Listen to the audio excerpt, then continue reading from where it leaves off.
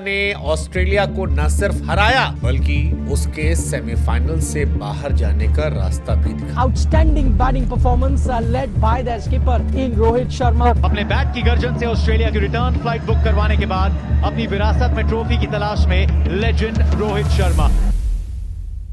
कंगारुओं पर प्रहार करने के पश्चात वो कप्तान अब दुनिया जीतने के इरादे से निकल पड़ता है वक्त के अगले पड़ाव पर, और उसके तूफान का अब सामना था अंग्रेजों से। एक एक करके वो सबसे अपना बदला ले रहा था। उसके बदले की वो आग अब उसके सनक में बदल चुकी थी और उसके सामने था वर्ल्ड चैंपियन बटलर का इंग्लैंड। 2022 और एडिलेड में मिली वो पराजय संपूर्ण हिंदुस्तान के जहन में अभी तक जिंदा थी। जज्बात बदल के सारा कुछ ही बदल गया। Don't be overconfident and just perform well. And everything we're really disappointed. Too sad. He didn't perform well today. कैसी मैनेजमेंट है, कैसे सिलेक्टर्स हैं, इनको कोई पता ही नहीं है क्रिकेट का। उस हार का कोई मरहम तो नहीं था, परंतु वो हार उसके जहन में अंदर ही अंदर घाव कर चुकी थी। विराट और हार्दिक के शानदार अर्धशतक के पश्चात हुए टीम इंडिया के ये गेंदबाज अंग्रेजों के सामने एक विकेट लेने में भी असमर्थ रहे और इन गेंदबाजों के इन असफलता की वजह से भारत वर्ल्ड कप हार गया था। और उस हार का सबसे बड़ा गुनाहगार उस कप्तान को बना दिया जाता है। उस हार के बाद कुछ झुल्ले पत्रकारों की एक भीड़ अपने मोहल्ले से रोना चालू कर चुकी होती है। इंडियन क्रिकेट फैंस अब उससे बेहद नाराज और बेहद नाखुश थे। उनके हताशा और निराशा की सबसे बड़ी वजह थी पिछले एक दशक से चला आ रहा वर्ल्ड कप का बनवास। परंतु वक्त का पहिया एक बार फिर से घुमा और एक बार फिर वर्ल्ड कप के सेमीफाइनल में टीम इंडिया का सामना था उन्हीं अंग्रेजों से। वर्ल्ड कप का सेमीफाइनल और सेमीफाइनल के इस महामुकाबले के लिए तैयार थे दोनों देशों के कप्तान, दोनों टीमों के कप्तान अपने दरकस के हर तीर को वह धारदार बना चुके थे। परंतु वर्ल्ड कप का ये सेमीफाइनल किसी भी टीम के लिए आसान नहीं होने वाला था।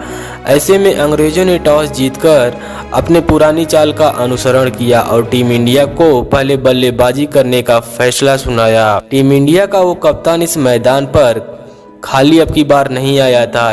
इस बार अंग्रेजों के इस प्लान को सुनते ही वो प्लान बी के साथ मैदान पर आया था। किंग विराट के साथ टीम इंडिया का वो कप्तान पहले बल्लेबाजी करने के लिए मैदान पर उतर चुकी थी। उस कप्तान के सामने अंग्रेजों ने अपने सबसे खूंखार गेंदबाज टॉपली को मैदान पर उतार दिया। टॉपली की पहली बॉल हल्की सी, परंतु बल्ले का कोई संपर्क नहीं। इस ओवर की अगली बॉल पर रोहित शर्मा ने शानदार प्लेस किया और बॉल बाउंड्री लाइन के बाहर। पहले ही ओवर की समाप्ति तक टीम इंडिया के खाते में अब धीरे धीरे बिना किसी नुकसान के 6 रन आ चुके थे। अगला ओवर फेंकने के लिए अंग्रेजी कप्तान ने आर्चर को मैदान पर उतार दिया।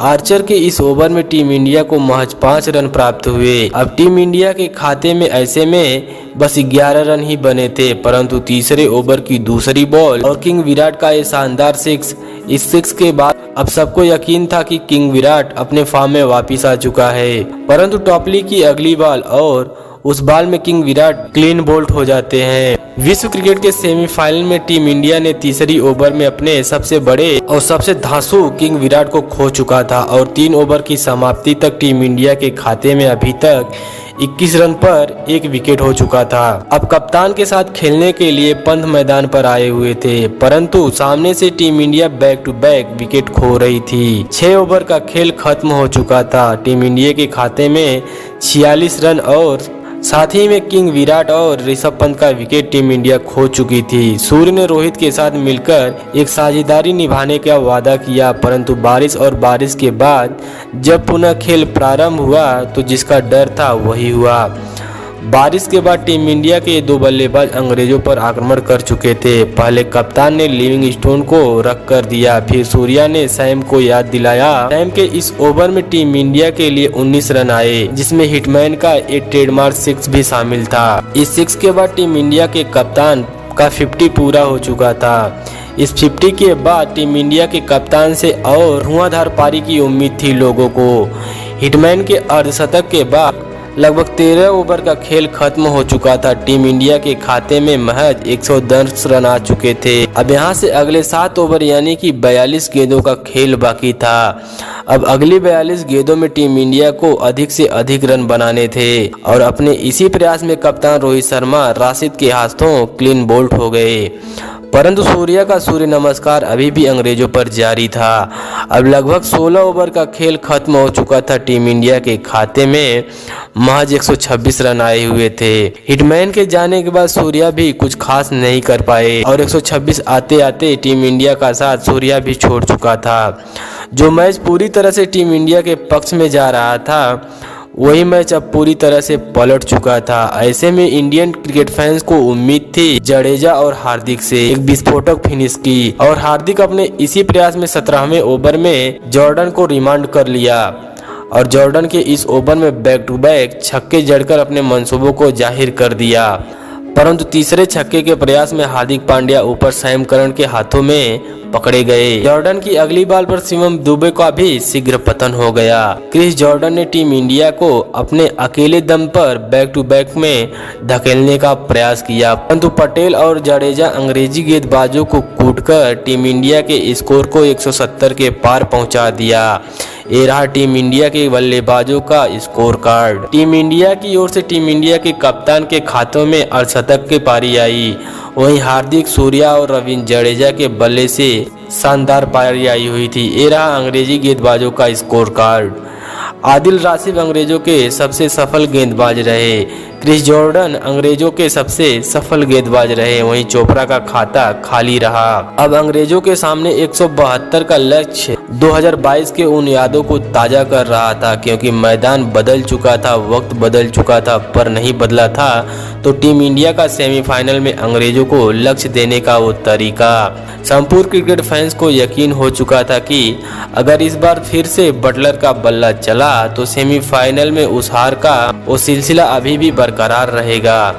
टीम इंडिया के उस कप्तान का हौसला इस बार अपने अलग चरम पर था। टीम इंडिया के बल्लेबाजों ने लगभग अपना काम कर दिया था, परंतु सबको उम्मीद थी टीम इंडिया के गेंदबाजों से। सबके जहन में 2022 का वो सेमीफाइनल आज भी जिंदा था, क्योंकि उस हार का अभी भी हिसाब बाकी था अंग्रेजों से। 15 मिनट विश्राम के साथ अंग्रेजों ने बटलर के साथ सॉल्ट को मैदान पर उतार दिया। वहीं टीम इंडिया की ओर से पहला ओवर फेंकने के लिए मैदान पर आए थे अर्शदीप। अर्श ने अपने पहले ओवर में 5 रन खर्च किए और टीम इंडिया के लिए एक शानदार शुरुआत की। अगले ओवर में बुमराह ने भी शानदार गेंदबाजी की, परंतु तीसरे ओवर से बटलर नाम का वो तूफान और टीम इंडिया के सामने जाग उठा था। बटलर ने तीसरे ओवर पर टीम इंडिया के गेंदबाजों पर बैक टू बैक प्रहार करना शुरू कर चुका था और अपने इरादे को जाहिर कर दिया। बटलर की वो शानदार बल्लेबाजी देखकर संपूर्ण भारत हाहाकार में मच चुका था। कमेंट्री में सिद्धू पाजी थे। उनके कमेंट्री को साफ नजर आ रहा था कि बटलर नाम का वो तूफान टीम इंडिया के सामने क्या कर सकता है। सिद्धू पाजी की अब गोटियां ढीली हो चुकी थी और ढीली गोटियों के साथ सिद्धू पाजी की कमेंट्री को सुनना इंडियन क्रिकेट फैंस के लिए बेहद दर्दनाक था। ऐसे में टीम इंडिया के कप्तान ने सिद्धू पाजी को मिमियाते देखकर अक्षर पटेल को आक्रमण के लिए मैदान पर उतार देते हैं। पटेल की पहली बॉल और बटलर ने अपने शॉट को खेलने का प्रयास किया और अब पूरी तरह से सफल रहा। इस शॉट के प्रयास में बटलर ऋषभ पंत के हाथों में स्टंप आउट हो जाता है। बटलर के आउट होने के बाद पटेल ने बटलर से कहा, बटलर भाई, हम रहे होंगे अंग्रेजों के गुलाम, पर अब हमको गुलामी बर्दाश्त नहीं। इधर अकेले सिद्धू पाजी मिमिया रहे थे, वहीं दूसरी तरफ टीम इंडिया के गेंदबाज अब अंग्रेजी गेंदबाजों को पेलना प्रारंभ कर चुके थे। पटेल के बाद बुमराह ने मोर्चा संभाला और फिर साल्ट को आउट कर अंग्रेजों की हुकूमत की जड़ें हिला दी। उधर पटेल ने एक बार फिर जॉनी का शीघ्रपतन कर उससे कहा, भैया यहाँ नहीं चलने वाली कोई ड्रामाबाजी, और कर्तव्य दिखाना है तो अपने घर में जाकर दिखाना। और लगभग धीरे धीरे यह 6 ओवर का खेल खत्म हो चुका था। अंग्रेजों के खातों में अब 39 रन आ चुके थे और अंग्रेजी कप्तान अपने 3 बड़े बल्लेबाजों को खो चुका था। पटेल नाम का वो गेंदबाज अंग्रेजों से पिछले 7 जन्मों का लगान वसूल कर रहा था। उसकी करामाती गेंदों के सामने बैक टू बैक अंग्रेजों के 3 बल्लेबाजों ने घुटने टेक दिए। पटेल की शानदार गेंदबाजी को देखकर कुलदीप ने कहा, अब हमारी बारी भैया।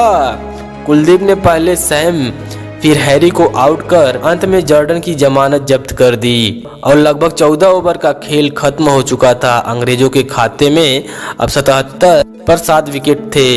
अब ऐसे बुरे वक्त पर चोपड़ा के साथ लिविंगस्टोन अभी भी लिपिर कर रहे थे, परंतु कुलदीप ने लिविंगस्टोन को रन आउट करके पवेलियन के बाहर का रास्ता दिखा दिया। लिविंगस्टोन के इस रन आउट के साथ अंग्रेजी हुकूमत की सांसें थम चुकी थी, परंतु जोफ्रा ने अपनी काली शक्तियों का आह्वान किया। अपनी काली शक्तियों का आह्वान करने के बाद टीम इंडिया के गेंदबाजों पर उसने आक्रमण करना शुरू कर दिया और बैक टू बैक छक्के जड़कर अपने बाप भैया सबका बदला लेने की ठान ली। परंतु जोफ्रा की ये कलाकारी बुमराह से नहीं देखी गई। बुमराह ने बुमराहस्त्र का प्रयोग करके जोफ्रा से कहा, जोफ्रा भाई यहाँ से बकचोदी मत करना। बुमराह की ये बातें सुनकर जोफ्रा ने अपना बल्ला उठाया और मैदान के बाहर की ओर जाना शुरू कर दिया। 16 ओवर में 170 का बदला टीम इंडिया 2 साल बाद 16 ओवर 3 गेंदों में अंग्रेजों को 103 पर ऑल आउट करके अपने अंदाज में ले लिया था। इंग्लैंड की टीम इंडिया के सामने ढेर हो गई। इंग्लैंड का पकड़ के घंटा बजा दिया, छनकना बजा दिया, बाजा बजा दिया। इंडिया ने ना इंग्लैंड की फाड़ के रख दिया। लगता है कि रोहित शर्मा की ये टीम 2003 की रिकी पॉन्टिंग की टीम जैसी उड़ान उड़ रही है। इंडिया टीम की fast bowling, they look brilliant, they look the best in the world, starting from the leader of the pack Bumrah. Rohit Sharma India का फ्यूचर बनाने जा रहा है, रोहित शर्मा बना रहा है। ये सख्तियां जो जयशाह साहब कर रहे हैं, ये सब रोहित की मशावरत से कर रहे हैं। मैंने कहा इस बदले के बाद टीम इंडिया का अब फाइनल में अब सामना था साउथ अफ्रीका से। एक ऐसा देश, एक कुछ ऐसे प्लेयर जिनके पराक्रम की पूरी दुनिया दीवानी थी, जिनके गेंदबाज, जिनके बल्लेबाज इस क्रिकेट के किसी भी टीम के सामने क्या कर सकते हैं, ये संपूर्ण विश्व को एहसास था।